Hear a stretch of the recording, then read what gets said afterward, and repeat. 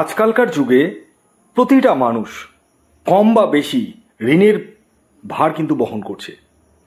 কারো ক্ষেত্রে এই ঋণের ভারটা এতটাই বেশি যে সে কিন্তু নিজের মাথাকে ঠিক রাখতে পারে না, কি করব বুঝে উঠতে পারে না। কারণ একটা ঋণকে শোধ করতে গিয়ে আবার একটা নতুন ঋণ, অর্থাৎ পার্সোনাল লোন। এবং এইভাবে ঋণের জালে জড়িয়ে জড়িয়ে বেশিরভাগ মানুষের জীবনটা কিন্তু কয়লা হয়ে যাচ্ছে, পাতি বাংলা বা গোদা বাংলায় বললে। অর্থাৎ এ যুগে ঋণ নেওয়ার জায়গাটা কিন্তু প্রচুর ওপেন হয়ে গেছে। এখন অনেক অ্যাপ বেরিয়ে গেছে যেখান থেকে খুব সহজেই প্যান কার্ড বা আধার কার্ড দিয়ে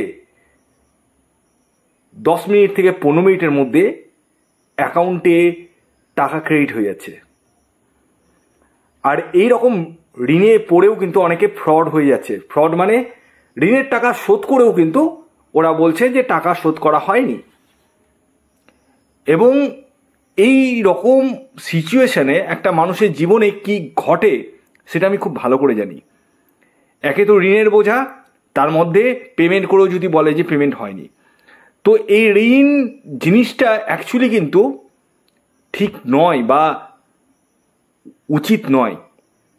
কিন্তু আমরা এই বর্তমান লাইফস্টাইলে কাউকে দেখে ইমপ্রেস হয়ে, বিশেষ করে মিডল ক্লাস বা লোয়ার মিডল ক্লাস যারা রয়েছি, তারা কিন্তু এই ঋণের দ্বারে পড়ছি।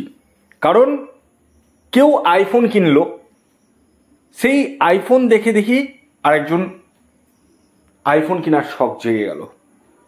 আইফোন মানে মানুষ ভাবে যে এই ফোনটা যদি আমার হাতে থাকে তাহলে আমাকে বড়লোক বলবে।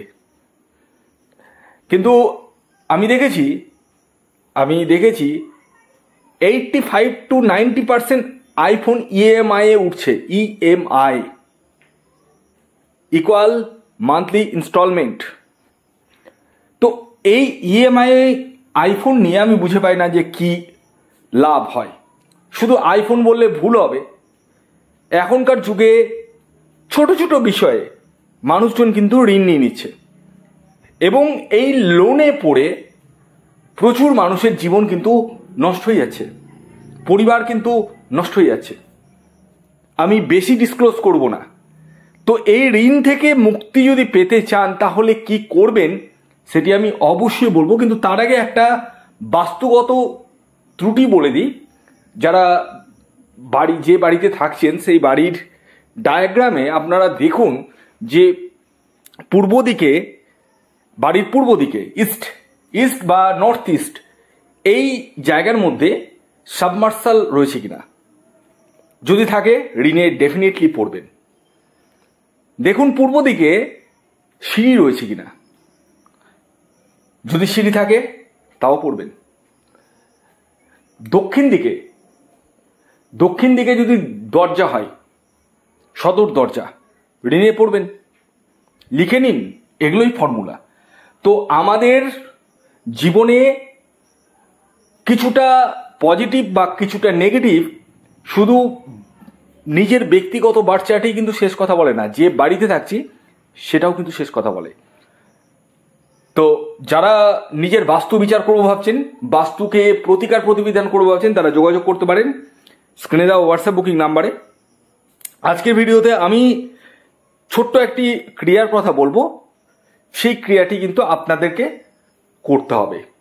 হ্যাঁ, যে ক্রিয়া করার মাধ্যমে ঋণের জায়গাটা কিন্তু ধীরে ধীরে ধীরে ধীরে কমবে। তবে এ প্রসঙ্গে একটি কথা বলে রাখি, আপনারা কিন্তু ঋণ নেওয়ার একটা ইচ্ছে শক্তি, একটা ঋণ নিলাম, শোধ হলো, আবার একটা নিই। যেমন এখন ক্রেডিট কার্ড বেরিয়ে গেছে, মার্কেটে একদম ডালপুরির মতো বিক্রি হচ্ছে। কোথাও শপিং মলে গেলেন, সঙ্গে সঙ্গে একটা ছেলে এসে দাঁড়িয়ে বলল যে দাদা বা স্যার একটা ক্রেডিট কার্ড নেন, এটাতে অনেক বেনিফিট আছে, ডিসকাউন্ট পাবেন, কুপন পাবেন। এই ডিসকাউন্ট বা কুপনের চক্করে পড়ে কিন্তু জীবনটা বরবাদ হয়ে যাচ্ছে। তো আমি আপনাদেরকে প্রথমেই বলবো, ঋণ তখনই নেন যখন আপনার কোনো নিড রয়েছে, মানে প্রয়োজন রয়েছে, ঋণ কখনোই নেবেন না নিজের ডিজায়ার বা ইচ্ছেকে পূর্ণ করার জন্য। এটা অবশ্যই মাথায় রাখবেন।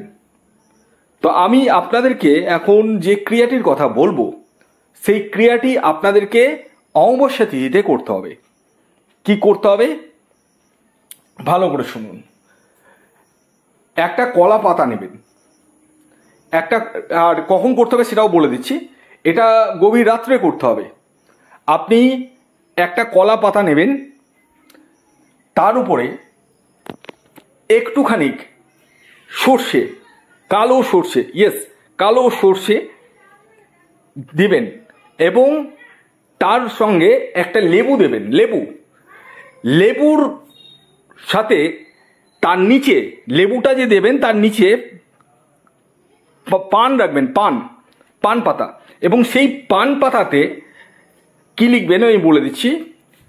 ওং হ্রিং লক্ষায়া নামা, ওং হ্রিং লক্ষায়া নামা, এইটি অবশ্যই লিখবেন। এবং লিখে আপনি সেই কলা পাতা, লেবু এবং যে পান পাতাটা আছে, কলা পাতাটা তলায় আছে, তার উপরে পান পাতা, তার মাঝখানে লেবু, এবং সেখানে আপনি আপনার যে ঋণের জায়গাটা রয়েছে, মানে লোন যেটা রয়েছে, অ্যামাউন্টটা আপনি লাল পেনে লিখে দেবেন অ্যামাউন্টটা, এবং লিখে ওই ছোট্ট একটা কাগজের টুকরোতে ওর মধ্যে রেখে দেবেন। এবং এটা গভীর রাত্রে করতে হবে। গভীর রাত্রে আপনাকে নিজের ছাদে বা এমন একটা জায়গায় যেখানে ঠিক 12টার পর, রাত্রি 12টার পর, অমাবস্যা তিথিতে মঙ্গলবার দিন করতে হবে। এবং অবশ্যই আপনারা স্নান করে শুদ্ধ বস্ত্র পরে কিন্তু করবেন। এবং এটিকে আপনাদের চৌরাস্তা মোড়ে, মানে যেখানে 4টা রাস্তা মানে কমপ্লিট হচ্ছে, মানে চারদিক থেকে রাস্তা যাচ্ছে, এইরকম চৌরাস্তা মোড়ে কিন্তু ফেলে দেবেন, সেই গভীর রাত্রে ফেলবেন।